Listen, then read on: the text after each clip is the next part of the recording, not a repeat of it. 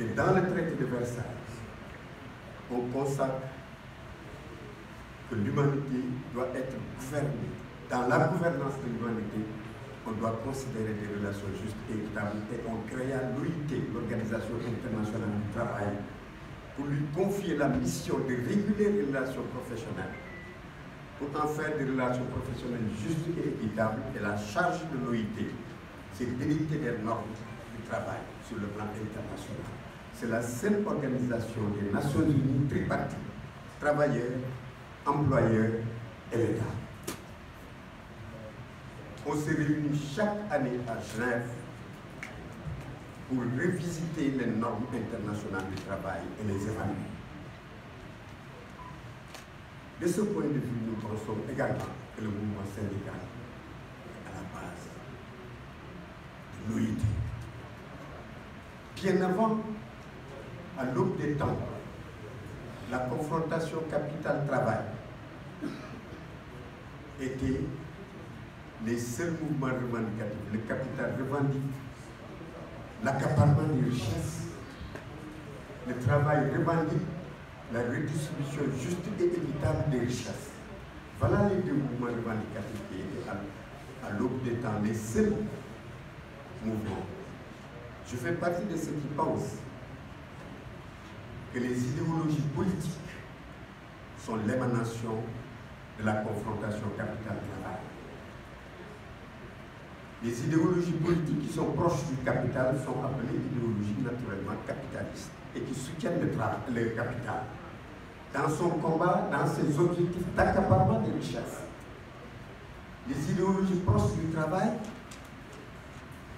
sont appelées des idéologies de gauche ou des idéologies socialistes.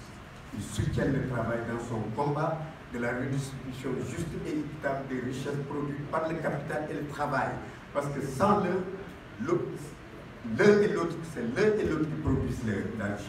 Le capital seul ne peut pas produire de richesse, le travail seul ne peut pas produire de richesse. Dès lors, notre combat, nous syndicalistes, c'est de faire en sorte que les richesses produites par capital et travail soient justement redistribuées et de façon équitable. Je fais tous ces rappels pour qu'on sache que le mouvement syndical est à la base de tous les grands événements de l'humanité.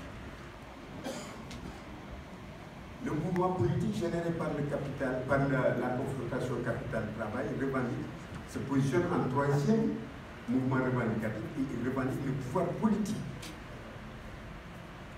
Aujourd'hui, votre congrès, je fais ce rappel pour en arriver au contexte de votre congrès. Aujourd'hui, votre congrès se tient dans un contexte tout à fait particulier.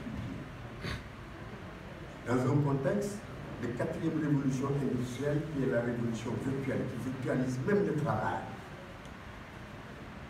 Ce contexte de 4e révolution a fait naître d'autres types de revendications, de porteurs de revendications, appelés soit activistes, soit droits de l'hommiste, soit influenceurs.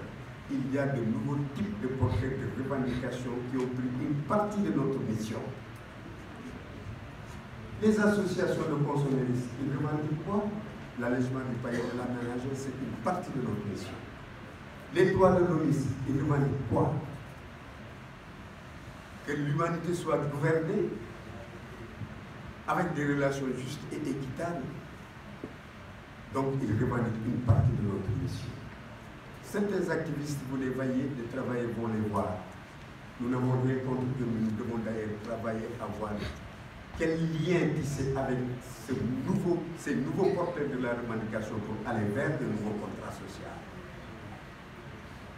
Aujourd'hui, le combat essentiel du mouvement syndical, c'est d'aller vers un nouveau contrat social. Et ce nouveau contrat social, c'est là où c'est historique. Le secteur du pétrole a posé les jalons d'un nouveau contrat social depuis des années. Le nouveau contrat social, en réalité, c'est quoi?